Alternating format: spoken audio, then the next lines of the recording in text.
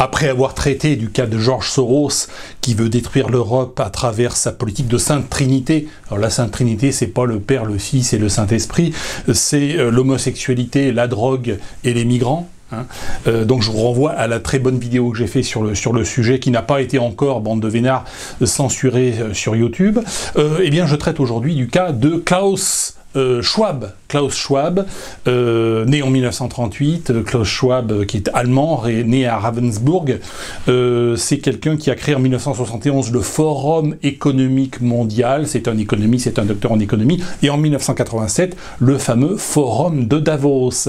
Klaus Schwab qui, en 2020, a écrit un livre qui s'appelle 2019 The Big Reset, la grande réinitialisation, comme on dit en français, où il exige un gouvernement mondial auquel vous ne participerez pas.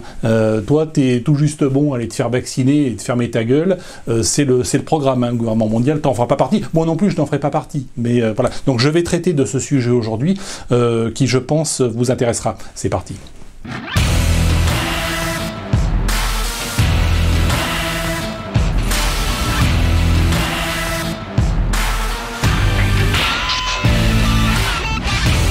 Dans le cadre de ce projet de mise en place d'un bon gouvernement mondial, Jacques Attali a réitéré sa proposition de faire de Jérusalem la capitale, naturellement, de ce gouvernement mondial, qui sera nécessairement dictatorial, puisque plus on est éloigné, on éloigne l'élu de l'électeur, et plus on est effectivement dans la tyrannie, et plus on est dans la dictature.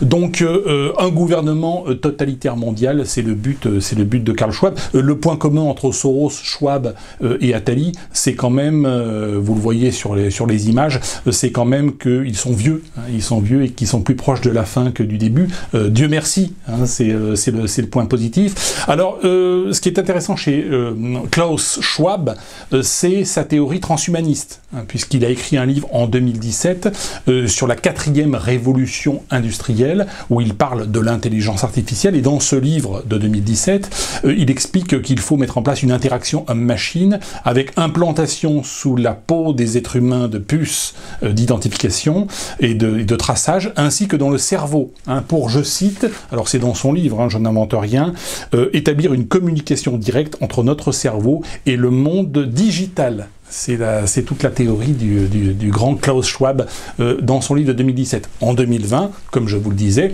il a édité donc ce livre The Big Reset, où il prône l'instauration d'un gouvernement mondial, tout simplement, dans le cadre de son expérience, de sa longue expérience maintenant, de plusieurs décennies, au sein du Forum économique mondial, du Forum économique notamment de Davos. Davos, c'est en Suisse, c'est une station balnéaire pour milliardaires.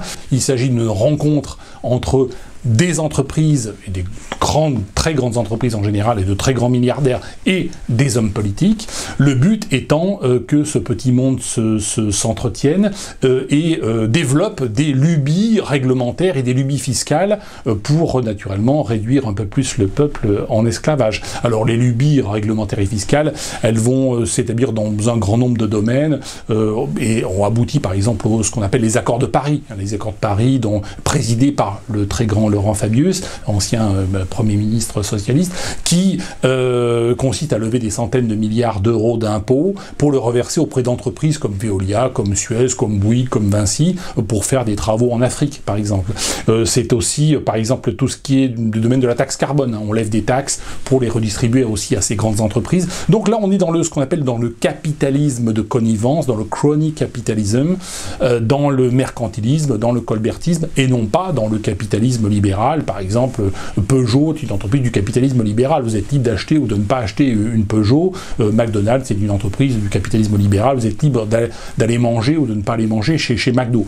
Là, il s'agit d'entreprises pour lesquelles vous êtes obligé de payer, puisqu'elles sont financées soit par les impôts, soit par des dépenses qui sont obligatoires pour les citoyens. Par exemple, tout ce qui est contrôle technique des voitures, là c'est typiquement du capitalisme de connivence. On vous oblige à payer une entreprise privée ou à enrichir une entreprise privée par la force de la loi. Donc Davos sert à créer effectivement ces lubies fiscales et réglementaires. C'est le but suprême de Davos. Alors, ce qu'il faut bien comprendre, c'est que Davos rassemble des milliardaires et des hommes politiques. Alors, vous allez me dire, quelle est la motivation de ces milliardaires? Les millionnaires, on est nombreux à être millionnaires, soit parce qu'on a de l'argent dans l'immobilier, soit parce qu'on a créé une entreprise, soit parce qu'on a investi dans des crypto-monnaies ou autres. Il y a des millions de millionnaires dans le monde. Un milliardaire, c'est 1000 fois un millionnaire. 1000 fois un millionnaire. Et eux, leur problématique n'est pas patrimoniale et fiscale, ce qui est le cas souvent des problématiques de millionnaires. Là, leur problématique, c'est de laisser une trace dans l'humanité. Leur tentation est forte de gérer l'humanité. Et de gérer l'humanité comme on le ferait, finalement, d'une sorte de bétail. Alors, l'implantation des puces sous la peau d'êtres humains se fait déjà avec le bétail. Le bétail est systématiquement pucé. La vaccination systématique, là aussi, quelque chose qui relève, qui est très répandu dans le bétail. Le bétail est systématiquement, là aussi, vacciné. L'industrie pharmaceutique, naturellement, est très très présente à Davos. C'est un des grands piliers. Environnement et industrie pharmaceutique sont les grands piliers des rencontres de Davos, bien évidemment. Alors, la question aujourd'hui, c'est qu'on a effectivement des obsessions qui sont des obsessions économiques de la part de ces gens qui se rencontrent à Davos, également des obsessions de l'ordre religieux. On voit avec Attali qui veut faire de Jérusalem la capitale du monde, et puis des objectifs aussi politiques. Quand Soros, effectivement, veut mettre en place cette destruction de l'Europe, c'est pour se venger de l'Europe qui serait en fait un continent de nazis ou de fils de nazis. Soros est un petit peu dans cette logique-là. Maintenant, la résistance par rapport à ce projet sorosien, à ce projet de Schwab, à ce projet attalien de gouvernement et de gouvernance mondiale, la réponse, souvent, c'est une réponse de scepticisme. Scepticisme vis-à-vis des institutions européennes, scepticisme vis-à-vis du Covid, scepticisme vis-à-vis du climat. Le climat change, mais ça fait des millions et des milliards d'années que le climat change et il continuera de changer. Les virus, il y a toujours eu des virus qui se sont répandus dans le monde et il y en aura toujours. Le développement également, tout ce qui est développement des pays du tiers-monde, la faim dans le monde, il y a toujours eu de la faim dans le monde, il y aura toujours des pauvres. Donc voilà.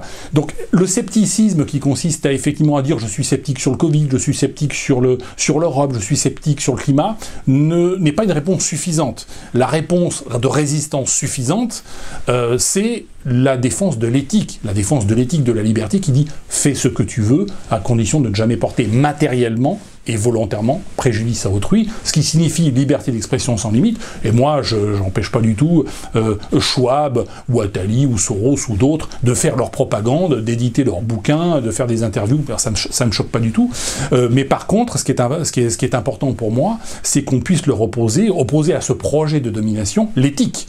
Et vous avez aussi vocation à résister dans ce sens-là et à opposer effectivement à tous ces projets la question de l'éthique en disant je ne veux pas être taxé et je ne veux pas être régulé et je ne veux pas être traité comme du bétail pour des raisons éthiques.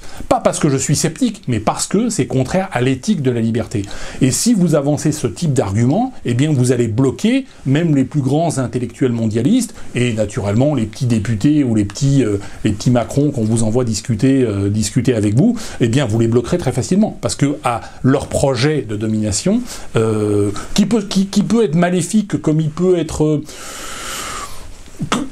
pervers. Vous savez, quand Bill Gates, par exemple, au sein de sa fondation, a décidé de vacciner des millions d'Africains, de petits-enfants pour les sauver de la malaria ou autre, ça part d'une très bonne intention. La conséquence, c'est qu'il permet le développement considérable de ces populations, et la population africaine qui va passer de 1 milliard à 2 milliards d'ici quelques décennies, et peut-être demain 3 milliards, 4 milliards. Voilà. Donc ça crée quand même il y a des conséquences, on va dire, négatives d'une action qui, au départ, était pensée comme positive. Donc, je ne dis pas que tous ces milliardaires ont des intentions négatives et néfastes et destructrices comme peut l'avoir Soros. Naturellement, Soros est dans quelque chose d'assez pervers. Mais il faut être, encore une fois, capable de dire, nous, par principe, pour des questions d'éthique, pour des questions de défense de l'éthique de la liberté, nous sommes contre le fait de nous imposer vos taxes et vos lois qui sont contraires, je le dis, je le répète, à l'éthique. Voilà, c'est la conclusion et c'est le sens de mon message et de cette bonne vidéo. Je vous remercie et je vous souhaite une bonne journée et je vous dis à bientôt.